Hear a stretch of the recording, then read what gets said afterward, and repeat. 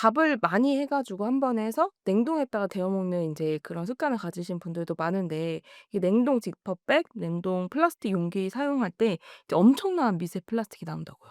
보통 인제 뭐 밥뿐만 아니라 뭐 여러 가지 음식들을 정말 약간 소분해 가지고 지퍼백에 넣어 놓고 딱 냉동실에 보관하면 편하잖아요 사실은. 네.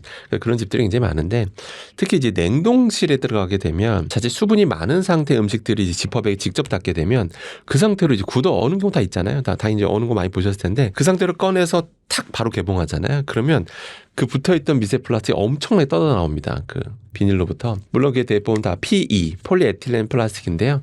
아무튼 그것도 이제 관련 독성도 계속 나오고 있는 추세거든요. 그래서 그걸 과량 먹게 되는 거기 때문에 그렇게 하지 마시라고 항상 당부하는 편입니다. 그래서 항상 그런 냉동된 거는 지퍼백을 꺼냈을 때는 일단 해동하라고 그래요. 해동하는 거 그냥 찬물에 그냥 물에다가 잠깐만 담궈 놓으시면 녹잖아요. 그러면 그 다음에 탁 개봉하게 되면 미세 플라스틱 발생량을 현저하게 줄일 수 있기 때문에 그것만 조심하시면 되겠습니다. 그리고 그러면 이것도 한 방법이에요. 그럼 소분을 어떻게 하면 좋냐라고 하셨을 때 요즘 스테인리스 기반 용기에다가 뭐 그런 데다 소분해 놓으시는 것도 한 방법일 것 같습니다. 냉동한 거를 해동하지 않고 바로 인제 전자레인지에 데운다거나 이런 과정에서도 미세 플라스틱이 나올까요? 지퍼백이라면 지퍼백에서 완전히 얼려진 상태에서 해동하게 되면 당연히 엄청 다시 열이 가해진 가스에 떨어져 나오는 게 생깁니다. 그렇기 때문에 그것도 바람직한 방법은 아닙니다. 그래서 항상 제가 말씀드릴 때 플라스틱 직접 닿은 상태에서 특히 비닐류 같은 거 음식 직접 닿은 상태에서는 가급적이면 특히 랩 같은 건 더더욱 좀 전자레인지 바로 돌리지 말라고 말씀드립니다. 그리고 또 저희가 많이 인제 일상생활에서 또 음식점에서 플라스틱 얇은 그 사발면 용기 같은 플라스틱 그다음에 스티로폼 얇은 게 파킨슨병 발병과 연관이 있다고요. 최근에 굉장히 충격적인 연구가 나왔습니다. 일단 미세 플라스틱 관련된 연구는 지금 폭발적으로 체계적으로 이루어지고 있는데요. 그중에서 PS, 폴리스타이렌이라고 하는데요.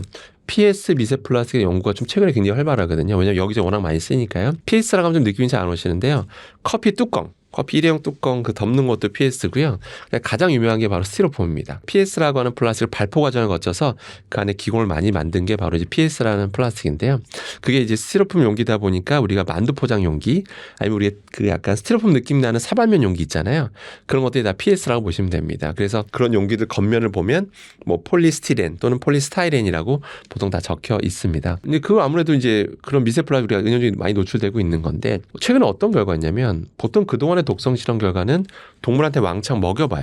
그래서 독성 보고 이거 되게 위험하네 이렇게 판단하는 경우가 많은데 작년에는 좀 충격적인 게 뭐냐면 우리가 일반적으로 자연계에 존재하는 농도, 폴리스타이렌 농도를 동물에 한번 이제 노출시켜 본 거예요. 동물에 노출시켜 봤더니 실제 어떤 인지 기능 관련된, 그러니까 어떤 그런 그러니까 인지 기능보다 그 당장 그 파킨슨병과 관련된 어떤 유사한 행동들을 보이더라. 그래서 실제 메커니즘 보니까 실제 파킨슨병과 유사한 그런 어떤 움직임을 보이는 거를 그 연구진이 최초로 밝혔는데 그게 작년에 나옵니다. 잘 아시는 것처럼 파킨슨병에 걸리게 되면 상대적으로 또 인지기능 저하 연결될 가능성이 어떤 중증 인지기능 저하 연결될 가능성이 크다라고 알려져 있잖아요. 그래서 파킨슨병이 그래서 위험하다고 알려진 건데 그와 유사한 행동을 볼 수 있다라고 알려져 있습니다. 물론 동물 실험 결과이기 때문에 사람한테 바로 아직 적용할 수는 없겠죠. 근데 추후에 연구가 더 많이 될 것으로 보이는데요. 아무튼 이런 결과도 나온 만큼 가급적이면 먹으러 만든 거 아니니까 최대한 노출될 가능성을 최소화하는 게 제일 좋겠죠. 그 사발면 용기 같은 건 특히 이제 벽면을 긁거나 우리가 뭐 하다 보면 마찰이 자꾸 일어날 수밖에 없잖아요. 특히 젓가락을 긁거나 이런 것들은 좀 하지 않는 것이 가장 바람직하고요. 전 장기적으로 이런 사발면 업계 그런 그 용기 업계가 장기적으로 바꿀 것으로 저는 확신을 합니다. 왜냐하면 이런 이슈도 다 알고 있거든요. 그래서 당장 못 바꾼다라고 하더라고요. 이유가 용기가 바뀌면 맛이 바뀐다라고 합니다. 그래서 당장 바뀌기 좀 어렵다고 하니까 근데 시간 지나면 바뀔 거는 저는 확신합니다. 만두 포장 용기도 가급적이면 그냥 가서 드시라는 거죠. 만두를. 네. 그래서 그런 약간 스티로폼 느낌 나는 그런 용기에 포장하는 거는 가급적 지양하시길 바라겠습니다. 그럼 그 배달 용기도 같은 재질인가요? 아닙니다. 배달 플라스틱 용기는 다 이렇게 겉면에 보시면 다 PP 또는 PE라고 적혀 있는데요. 요새 PP를 제일 많이 씁니다. PP는 폴리프로필렌의 약자인데요.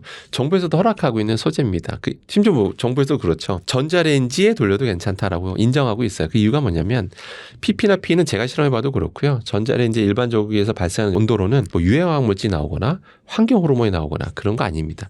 그래서 정부에서 허락하고 있는 건데요. 근데 문제는 뭐냐면 하면 이제 그런 배달 용기를 아깝다고 계속 씻은 다음에 계속 여러 번 이제 사용하시는 경우들이 있는데, 근데 그렇지 안 하시는 게 좋습니다. 왜냐하면 배달 용기들마저 되게 말랑말랑하잖아요. 기본적으로 상대적으로 좀 그 기존 모습이 떨어져요. 그래서 이거 오래 자꾸 반복적으로 사용하다 보면 조직들이 끊어지는 게 생길 수밖에 없습니다. 그러면 나중에 그런 상태에서 음식을 담거나 뭐 전자레인지 돌리게 되면 떨어지는 것들이 생겨요. 그게 바로 미세 플라스틱이고요. 그래서 일회용으로 나온 거는 그냥 일회용으로 쓰시는 게 제일 좋고, 분리수거, 환경이 걱정되신다면 분리수거에 더 신경 쓰시는 게 제일 좋습니다. 문득 드는 궁금증이 그런 알루미늄 호일로 이렇게 덮어주거나 하는 경우도 있는데 그런 건 좀 괜찮을까요? 바람직한 건 아닙니다. 알루미늄 호일에 직접 닿게 되면, 특히 음식 중에 뭐 염도 높거나 산도 높은 게 직접 닿게 되면 그 알루미늄 성분이 용출이 돼요. 이미 뭐 실험적으로 다 증명이 됐는데요. 재밌는 실험 한번 집에서 해보셔도 좋습니다. 오늘 알루미늄 호일에다 이렇게 딱 놓고, 김치 있죠. 집에 있는 김치를 국물과 함께 딱 포개해 보세요. 넣고 이렇게 딱 놓으세요. 그러면, 그리고 어디 뭐 그릇에 딱 이렇게 올려놔 보면 그 다음날 되면 이 알루미늄이 뚫려져 있습니다. 알루미늄 호일이 한번 그 국물이 뚝뚝 떨어져 있는 거를 확인하실 수가 있습니다. 그만큼 그러니까 녹여내는 거예요. 쉽게 해서 용출된다라고 보시면 되겠습니다. 집에서 쓰는 비닐랩과 배달 식당에서 업소용으로 쓰는 비닐랩의 유해도가 다르다고. 유해도를 떠나서 일단 소재가 다릅니다. 가정용 랩 같은 경우에는 거의 PE라는 소재가 평정을 했고요. 저기 뒤에 그 겉면을 보시면 LLDP라고 적혀 있어요. 근데 그때 P죠. P가 이제 폴리에틸렌이라는 건데, 그 PE 소재여서 이제 음식에 이제 보통 다소리에 쓰고 있는 건데, 업소용 랩은 좀 다릅니다. 업소용 랩은 PE 랩을 안 써요. PVC 랩을 제일 선호합니다. 그 이유가 뭐냐면, 아마 중국 음식점 같은 거 가셨을 때 포장하는 모습을 본 적 있으실 거예요.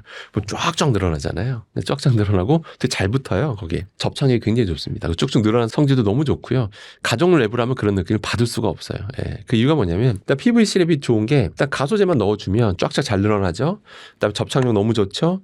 그 다음에 방담성이 너무 좋아져요. 방담성이라는 게 뭐냐면요. 우리가 마트에서 고기 살 때 고기가 있으면 역시 랩으로 포장돼 있잖아요. 근데 만약에 포장돼 있는데 습기가 차 있다고 한번 생각을 해보세요. 살까요? 안 살까요? 사람들이. 안 사겠죠? 습기가 차면 신선해 보이지가 않잖아요. 그걸 방담성이라고 그래요. 근데 PVC 랩으로 하면 습기가 안 찹니다. 가정용 랩으로 감싸면 습기가 찹니다. 습기가 차면 사람들이 안 사요. 그렇기 때문에 어쩔 수 없이 PVC 랩을 쓸 수밖에 없다라는 거죠. 그럼 PVC 랩은 가소재라는 게 무조건 들어있어요. 안 쓰는 PVC 랩은 없습니다. 항상 이슈가 되는 게 프탈레이트 가소제인데요. 프탈레이트 가소제는 환경 호르몬입니다. 참고로. 근데 그걸 소량 써는 게 일단 불법은 아니에요. 네, 불법은 아니고요. 근데 그게 기름진 거라든지 뭐 이런 것도 뜨거운 열기에 직접 닿게 되면 서서 용출이 됩니다. 그동안 계속 이슈가 됐었는데요. 그다음에 국내 그 PVC 랩 업계에서는 프탈레이트 가소제를 안 쓰는 추세가 됐어요. 요즘 쓴다는 국내 업체 찾기가 어렵습니다. 거꾸로 얘기하면. 근데 문제는 우리가 식당이나 이런 마트 갔을 때 그게 국산 랩인지 뭐 해외산 랩인지 우리가 알 수가 있나요? 눈으로 봐서는 알 수도 없습니다. 수입산 랩이 얼마나 돌아다니는지도 알 수도 없어요. 참고로. 근데 문제는 중요한 게 있습니다. 친환경 그럼 가소제가 있지 않느냐라고 질문 주시는데요. 친환경 가소제조차도 실제로 독성 결과가 최근에야 나옵니다. 그러니까 결론은 먹으라고 만든 거 아니면 안 먹는 게 좋다는 게 가장 핵심이라고 보시면 되고요. 결론은 우리 마트에서 고기 같은 거 감싸진 거 사잖아요. 그럼 보면 보통 당일 포장하거든요. 그런 대형마트들은. 그러면 집에 오면 랩을 제가 벗기라고 그래요. 그러니까 한마디로 랩 가리를 하는 거죠. 딱 PVC 랩을 벗긴 다음에 가정 랩으로 감싸서 포장하거나 아니면 드실 만큼만 구매해서 구워 드시는 게 제일 좋다라고 보시는 게 좋겠습니다. 그 다음에 짬뽕 같은 거 배달시키면 뜨거운 걸 딱 랩을 포장하잖아요. 그러면 뜨거운 열기에서도 가소제가 용출되거든요. 그렇기 때문에 전 짬뽕 드시지 말라는 게 아니라 그냥 가서 드시라는 거예요. 갑자기 배달보다는. 그게 제일 좋다라고 생각하시면 좋을 것 같고요. 그다음에 가정용 랩은 주의할 게 있습니다. 뭐냐면 저희가 직접 실험한 결과인데 어떤 음식의 식품을 랩으로 감싸요. 가정 랩으로 감싼 다음에 전자레인지에 한 30초 돌립니다. 30초 돌린 다음에 딱 랩을 뜯어요.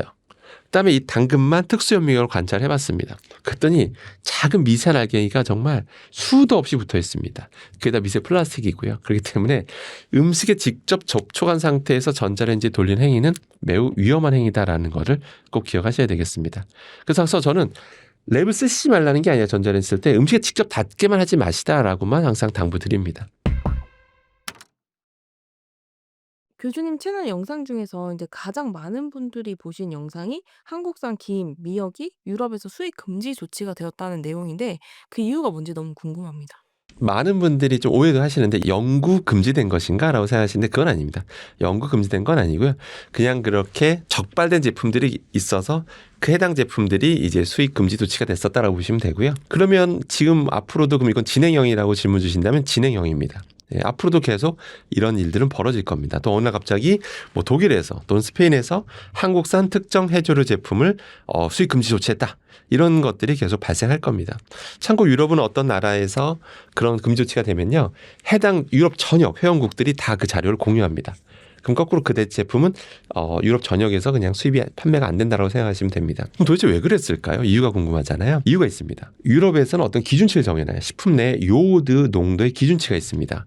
20ppm이 넘으면 수입 금지됩니다. 근데 우리나라는 전혀 그렇지가 않습니다. 뭐 20ppm이건 5000ppm이건 10,000ppm이건 팔아도 아무 상관이 없습니다.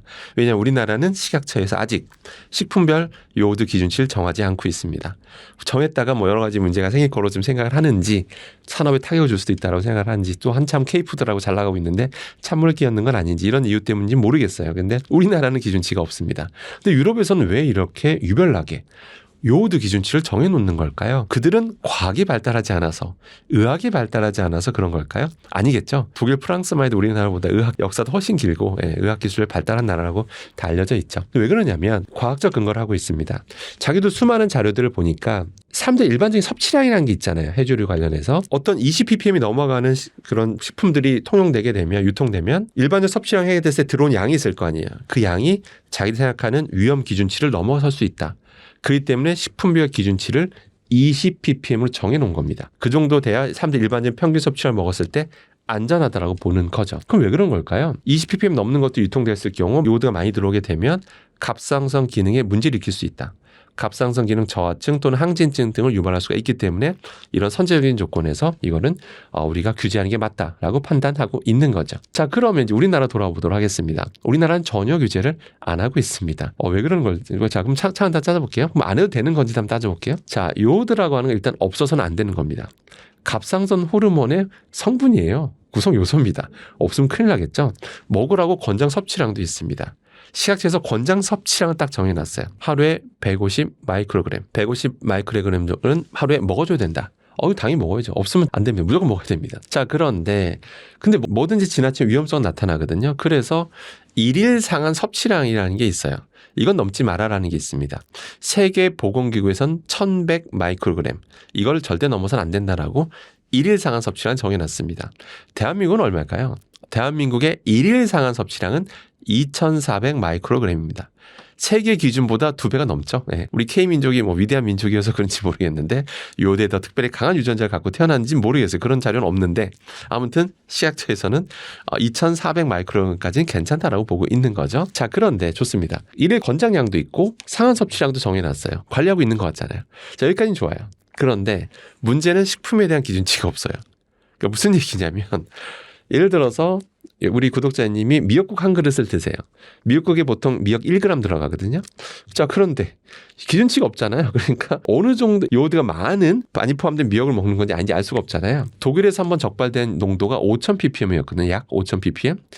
만약에 그 적발된 농도를 대입해 보면 아까 미역국 한 그릇만 먹어도 그 5,000ppm 농도로 존재하고 있다면 한 그릇만 먹어도 1일 상한 섭취량을 훌쩍 뛰어넘게 됩니다. 위험하다는 얘기죠. 근데 사람들은 알 수가 없어요. 미역국 한 그릇 먹으면 이게 100ppm짜리로 존재하는 앤지 10ppm으로 존재하는 미역인지 알 수가 있나요? 알 수가 없습니다. 왜? 판매업체에서 그런 걸 따질 필요가 없습니다. 판매업체에서는 그냥 미역 채취해서 건조하고 적당히 처리해서 팔면 돼. 검사할 필요가 없습니다. 요오드에 대해서. 왜 우리나라는 관리를 안 하거든요. 자, 이렇게 말씀드리면 예상 댓글을 한번 제가 예상해 보겠습니다. 보통 두 부류로 나눠요. 하나는 무슨 소리냐. 요오드 많이 먹으면 더 좋은 거야. 라는 이제 댓글들이 있고요. 내가 아는 전문가는 요오드 많이 먹으라고 그랬어. 라고 이제 이렇게 하는 댓글이 있고요. 나머지 댓글은, 역시 맞아. 요오드 너무 지나치게 많이 먹으면 위험해. 여기 안 그래도 우리나라 갑상선암 발병률 세계 1등인데. 라고 하면서 이제 댓글들이 두 부류로 나눕니다. 실제 여러분들 유튜브 내에 존재하는 수많은 전문가분들, 또 TV 속 전문가들을 보시면 두 부류로 나눕니다. 많이 먹으면 위험하다 분류, 많이 먹으면 괜찮다 분류가 나뉘게 되는데 그 이유가 있습니다. 실제로 그들을 뒷받침하는 논문들이 실제로 존재하기 때문입니다. 많이 먹으면 오히려 좋다라는 논문들이 있어요. 많이 먹으면 위험하다는 논문들이 실제로 각각 존재합니다. 그러니까 너무 혼란스럽죠. 이거 많이 먹으라는 거야? 적게 먹으라는 거야? 그러니까 너무 혼란스럽죠. 그거에 대해서 한마디로 정리하는 논문이 한번 나옵니다. 2023년도에 우리나라 삼성서울병원에서 충격적인 연구 결과를 발표합니다. 더 충격적인 건 해당 연구 결과가 언론 보도가 안 됐습니다. 그게 더 충격적이어요. 저는 사실은. 보통 엄청 충격적인 경우가 나오면 보도자료를 내보내거든요. 여기저기 뿌리잖아요. 잘 아시잖아요. 그런데 안 뿌려요. 그래서 사람들이 잘 몰라요. 그럼 그 연구 결과를 제가 한번 소개해드리겠습니다. 2023년 삼성서울병원에서 어떤 연구를 하냐면 아무리 봐도 우리나라가 갑상선암 발병률이 높은 거는 이상하다. 혹자는 이렇게 얘기해요. 아니 초음파 검사 많이 해서 그래. 건강검진 많이 하니까 그러니까 우리가 갑상선 결과적으로 뭔가 이상한 걸 발견하니까 추가 검진 받다 보니까 그래서 갑상선암이 많이 우리가 확인되는 거지 초음파 검사 많이 안 했으면 갑상선암 많이 나올 일이 없어라고 얘기하는 분들이 있을 거예요. 그 연구진이 똑같이 얘기를 해요. 근데 그렇게 말하기엔 너무 이상하다라는 거예요. 왜냐하면 건강검진 안 받는 젊은 층들이 있죠. 젊은 층도 몸이 이상해서 병원에 옵니다. 검사를 해봐요. 근데 갑상선암이에요. 물론 갑상선암에서 착한 암이라 불리는 유두암이라는 게 있습니다. 좀 유두암 말씀드린 겁니다. 근데 그것도 암은 아니기 때문에 좀 이제 우리가 적극적으로 치료해야 된다고 보고 있죠.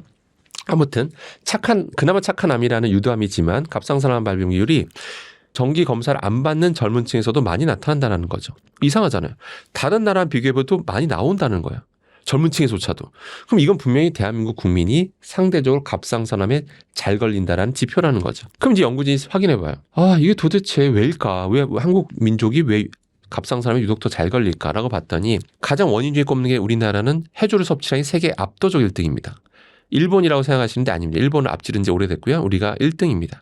압도적으로 해조를 많이 먹는 나라인데요. 김미역 같은 거 많이 먹잖아요. 자, 그래서 아무래도 요오드가 원인 중에 하나로 꼽히니까 이제 본격적으로 요오드 검사를 합니다. 그런데 이 연구진이 뭐라고 하냐면 그동안 연구 결과들이 왜 들쑥날쑥하냐, 일관성이 없냐라고 지적을 하는데 그랬더니 그 이유가 있어요. 단순히 체내의 요오드 농도를 단순 검사했다라는 거예요. 자, 보세요. 내가 예를 들어서 물을 많이 먹은 데 검사하면 당연히 소변 속에 요오드 농도가 희석되겠죠. 땀을 많이 흘린 경우에서 하게 되면 요오드가 또 농도가 진해져요. 그런 상태에서 검사를 하니까 일관성 없게 나온다라는 거 지적을 합니다. 그 연구진이 뭐라고 하냐면 삼성서울병원 환자들 이제 새로 조사를 합니다. 사람 많잖아요. 손님이 많잖아요. 대주군이 있고 멀쩡한 사람도 있고 신규 갑상선암 환자를 비교해 봅니다. 했더니 실제 체내 요오드 농도를 어떻게 보냐면 보정해서 봐요. 그 크레아틴이라는 화학물질이 있는데 소변 속에 존재하는 크레아틴 농도로 보정해서 요오드 농도를 다시 관찰해 봅니다. 그랬더니 실제로 보정해서 보니까 체내 요오드 농도가 높은 사람일수록 갑상선암에 걸릴 가능성이 확실히 상관관계가 있다는 것을 이 연구진이 최초로 밝힙니다. 2023년에 사이언티픽 리포트라는 저널에 이제 드디어 발표가 됩니다. 심지어 젊은 층에서는 더 그 상관관계가 더 뚜렷하게 나타나더라라는 게 밝혀졌다라는 거죠. 그래서 결론은 요오드는 없어서는 안 되는 중요한 건 맞지만 대한민국은 세계 1위 압도적 섭취량이 많은 것도 팩트고요. 그렇기 때문에 이거에 대해서는 지나친 섭취량은 분명히 우리가 경계해야 된다는 건 팩트라는 거죠. 근데 우리가 지나친 섭취량을 우리가 따질 수가 없어요. 왜? 평균적으로 내가 섭취량을 먹었을 때 얼마나 내가 요오드를 먹게 되는지 알 수가 없죠. 왜? 식품을 관리를 안 하니까요. 제가 식품업계 미역업체여도 그냥 팔면 돼요. 이게 1000ppm 나와도 5000ppm 나와도 그냥 팔아도 아무 문제가 없는 게 대한민국 현실입니다. 근데 저는 제 장담하건대 몇 년 지나면 이런 것들이 규정이 생길 걸로 저는 100% 확신합니다. 근데 아직은 뭐 K푸드에 찬물 끼얹는 것 같아서 아마 안 하는 것으로 현재 판단하고 있습니다. 요오드가 많은 식품은 이런 김이나 미역 같은 해조류인가요? 네, 맞습니다. 일단 해조류에 압도적으로 좀 많아요. 다른 애들 거에도 좀 조금씩 있지만 압도적으로 많은 게 김미역입니다.